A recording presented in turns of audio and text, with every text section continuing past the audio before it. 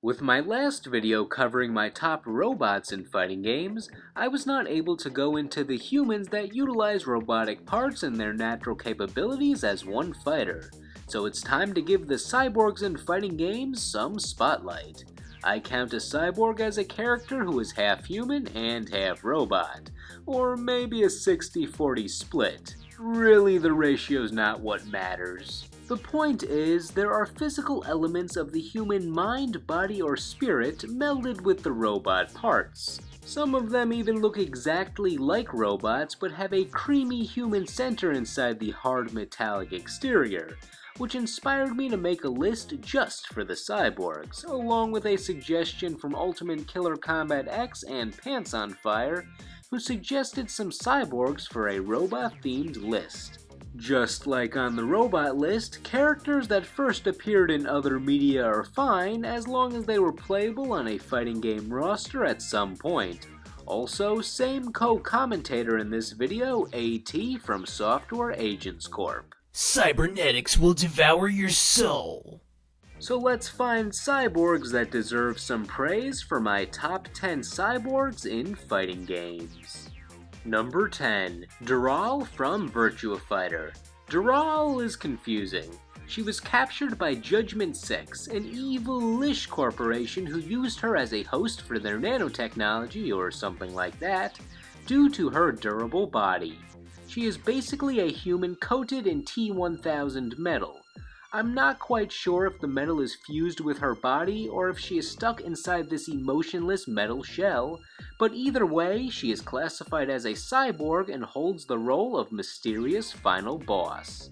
Dural always seemed cool when I was younger because her featureless body made it feel like she was hiding some daunting power. She reminded me of Rando being built up in early episodes of Yu Yu Hakusho where he was just a generic human shape. However, Dural's moveset primarily uses the mixed fighting styles of other characters, so I do not find her playstyle as interesting as her air of anonymity. Though with her human shape, taking components of other characters' movesets and final boss status, I can't help but feel she inspired Seth from Street Fighter. Number 9. Spencer from the Marvel vs. Capcom games. Spencer's best skills may just involve his bionic arm and grappling abilities, but by God, does the Marvel vs. Capcom series know how to make the most out of it for a fighting game moveset. Transcending several video game genres like 2D platformers, third-person shooters, and fighting games, Nathan Rad Spencer lays down the smackdown. His nickname is Rad. The only other character I know that went by that name was that kid from Transformers Armada. Also Rad Cunningham from Moonbeam City, but that was a more legitimate shortened version of his birth name. Of course, Spencer's Rad stands for Research and Development, rather than some 90s cool guy terminology. Spencer's main gimmick was established in the original Bionic Commando, swinging and ziplining across the screen with his grappling hook built into his bionic arm.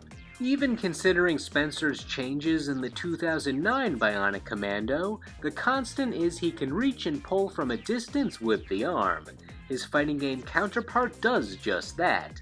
He can grab opponents from a distance and either drag them in or bring himself over to them for a nice boot to the head. It's also used for mobility in Spirit of the Bionic Commando games, even with the same swinging animation. It functions like Spider-Man's web in the crossover, so I cannot say it's totally unique, but they made the most out of essentially one skill. And if you want to do more than reach and pull, just barrel through everything with his Number 8. Maxima from King of Fighters. I don't know what his better trait is, his built-in equipment or his sideburns. Maxima was a big dude to begin with, but thanks to his machinery from being a part of scientific experiments for nests, he now packs an even bigger punch and can essentially punch bullets with that fancy watch. Besides his super-powered fists and built-in machine gun, Maxima's feet have some hidden rocket boosters that give him extra speed and mild flight, allowing him to grab his opponent anywhere on the arena. However, his big finisher is his Mega Chest Laser, or Maxima Laser to call it by its actual title, which is always fun to blast your opponent with. Right, Iron Man? Number 7. Cyber Akuma from Marvel Superheroes vs. Street Fighter. Whose idea was it to make Akuma stronger? This is simply Street Fighter's Akuma with some mechanical improvements provided by Apocalypse. What, did the cybernetic upgrades make him even more cheap? Basically, yeah. You have ordinary old Akuma with his dark Hado energy and technology, which doesn't seem like the next step for Akuma in his strength training. Akuma's more of an embrace the power within sort of guy rather than using tools to assist him, exemplified by him describing Sentinel as mockery and mere toys when he has to fight the robot in Marvel vs. Capcom 3. But hey, it's non-canon, so let's have some fun. Akuma now has rockets, wings, and robo-punches. Akuma's cyborg form reappeared as an alternate costume in Ultimate Marvel vs. Capcom 3, but he did not regain any of his cyber powers. As for the design, what was Apocalypse thinking when he mechanized Akuma? It looks like he had a bunch of robot parts, each meant for different robots, just lying around his garage and he wanted to use them. His eyepiece is unnecessary and would only be useful if it shot optic blasts, and I feel the arm piece makes it harder for you to move your elbow. And Akuma does not need wings, he can demon flip. That's basically flying, right? Number 6. Brian Fury from Tekken. Brian has always appeared in Tekken games as of Tekken 3, but his role is just kind of hanging around and maniacally laughing. He's basically chaos incarnate since he never really allies himself with anyone and just betrays anyone who helps him. Yoshimitsu saved him and Dr. Boskanovich prevented his death by improving his already cybernetic body, both of which fall victim to Brian's deceit. From the start, we know Brian Fury is not 100% human, since in Tekken 3, he's introduced as part man, part cop, all zombie. As that description implies, Brian was a former cop, killed in a shootout, but the shady Dr. Ovel used some advanced yet faulty cybernetics to bring Brian back to life, back to reality, and ready to fight his way through his second life. His body sometimes fails him, which is why he later worked with everyone's favorite samurai and elderly doctor to improve what Dr. Abel started. Unlike most characters on this list, his technology does not factor into his kickboxing fighting style, he just needs it to live. As games came out, his bios used the term cyborg less and started using terms like replicant to describe him, which was popularized in the movie Blade Runner. The definition varies on which work of fiction explains it, but in the case of Brian, it means corpse reanimated with perpetual life-generating technology. So if being legitimately alive is a make or break for you in defining cyborgs, Brian Fury may not be the perfect cyborg for you. However, he still has the human and robot parts, so he's fine by me.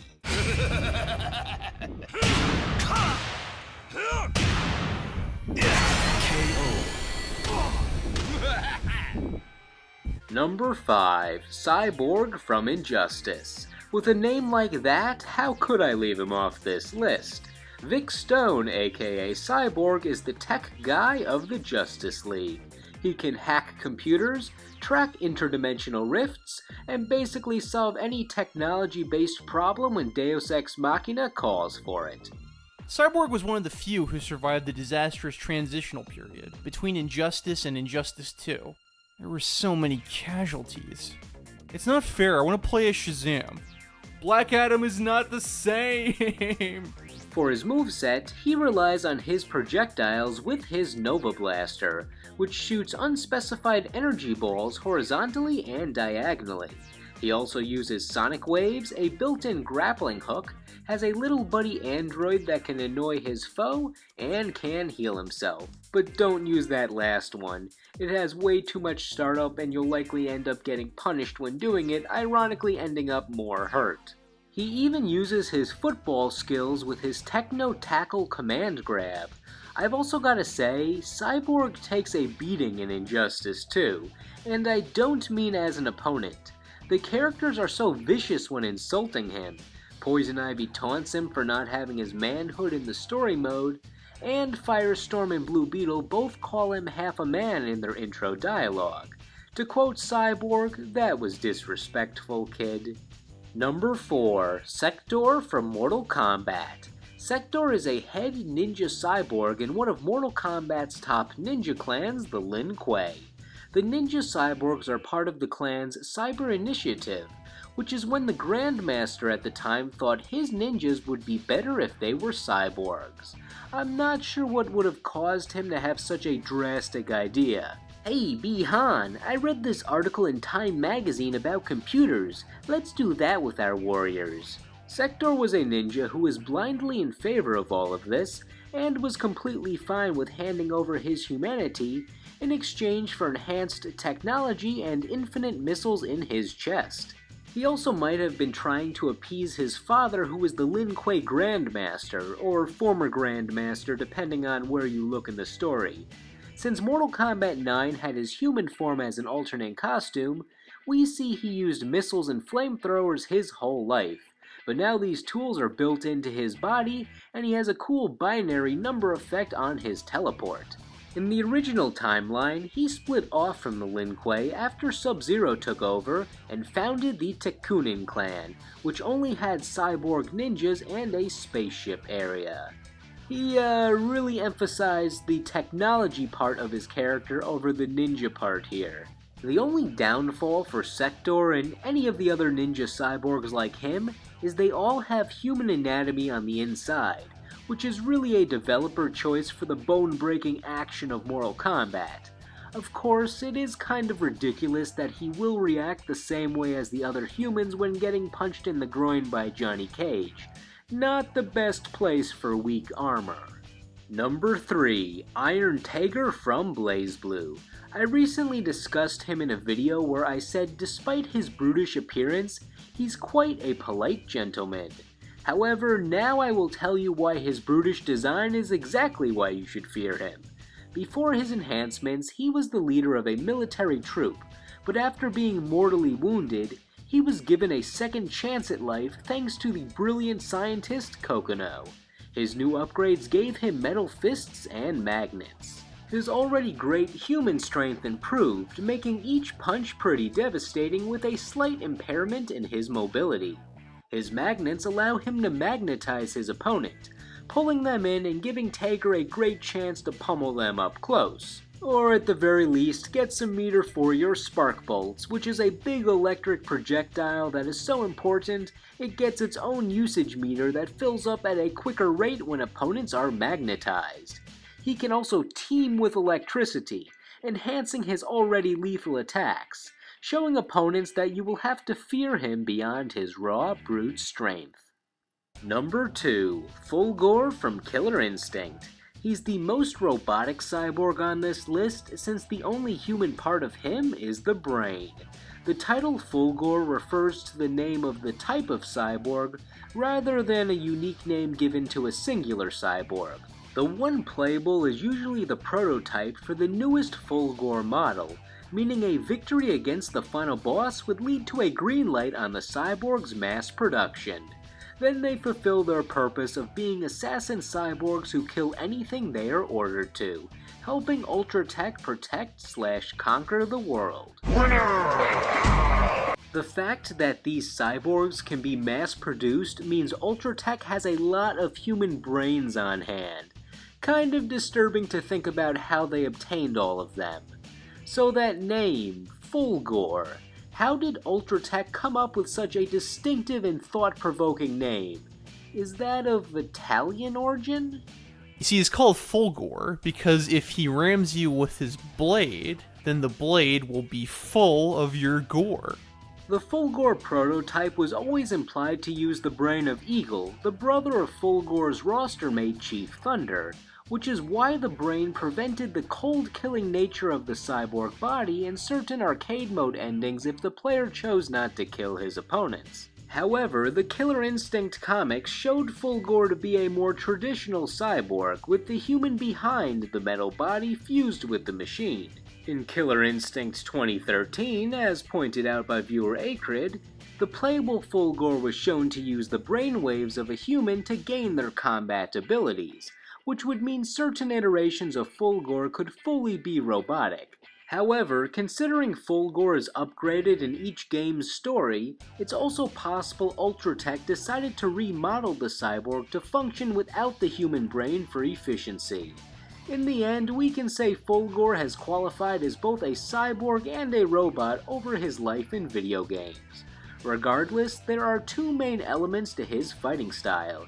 He's all about the lasers and robo-claws, and sometimes laser claws. And remember, pro tip for character design, you can never go wrong with lasers mixed with robotic characters.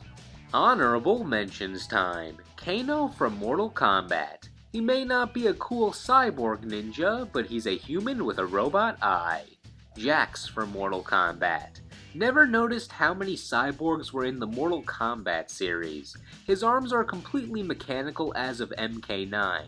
When he got his real ones torn off by Ermac in the MK9 story mode, in his next scene, he just casually mentions he has new robot arms when comparing them to the Lin Kuei cyborgs in some humble exposition. Q from Street Fighter, maybe. I couldn't put him on my robot list since Street Fighter purposely keeps his backstory a secret. I can't say for sure. I always assumed this one official image of Q implied he was at least part human, since you can see skin where his neck is. However, he was inspired by Robot Detective K, so if you want to retroactively put him as an honorable mention on the robot list, I would not argue with you. Big Band from Skullgirls. His cyborg parts consist of musical instruments, and he can even make musical combos. It does seem kind of cruel to fill this man with instruments, but that's what gives Skullgirls its uniqueness. Yoshimitsu from Tekken. I've never been sure what Yoshimitsu is. His voice always had this presence like he was some otherworldly being, but his various character bios just show he's a badass human samurai with lots of costumes. However, he does have a robot hand, so he counts. And finally, Smoke from Mortal Kombat. I was tempted to put the 3 original cyborg ninjas on the list, but Smoke just missed out. Plus, we've known him as a technology-free character just as much as a cyborg with his more recent human appearances, especially since Triborg just uses Smoke's moveset and is not the actual Smoke. His moveset is awesome regardless of which version is present though. And wait, 3 cyborg ninjas, but I just discussed Sector before. Does that mean number 1 is Cyrex from Mortal Kombat? I think it does. A victim of the Lin Kuei's cyber initiative, Cyrex was one of the few ninjas to speak out against the Grandmaster's proposal. In Mortal Kombat 9's story, he quits the Lin Kuei after a fight with Sector to retain his humanity. The next time we see him after that scene, he's a full cyborg. Well, that did not go as planned. In the original Mortal Kombat timeline, Cyrex had the biggest character arc of all the cyborgs, being introduced as a brainwashed cyborg in pursuit of Sub-Zero from the get-go. In Mortal Kombat Gold, his cyborg programming was glitching and he was seeing memories of his past, so he went to Sonya and Jax to restore his humanity, becoming a member of the Earthrealm Defense Special Forces. He was still a cyborg after this though. They kind of just removed his headpiece, but apparently that fixed everything. You know that Mortal Kombat 4 writing. Then all of his future missions were to protect Earth from invading forces, also helping Nitara out of duress, which might have indirectly led to the revival of a Dragon King, but accidents happen. His moveset makes the best use out of his robotics, allowing for infinite chest bombs, an energy net, teleportation by disassembling himself, and a massive buzzsaw. Similar to Sector, his human form was an alternate skin in Mortal Kombat 9. In this form, we see him use a smoke screen for teleporting and throwing some less technological bombs with the same results, showing Cyrex has always had the same game plan, cyborg or human. Overall, I've always liked Cyrex the best of the Mortal Kombat cyborgs since he had the most personality, even if he goofed up in Mortal Kombat 3 by getting stuck in the sand in that desert stage. But at least his hands were doing a curses, foiled again pose, so it was amusing. And of all the fighting game cyborgs, I liked his moveset the best, since he throws so many unique attacks at his opponent that complement each other very well. So Cyrex Mustard Cyrex teleports his way to being the top cyborg in fighting games on this list. Cyrex wins. Flawless victory.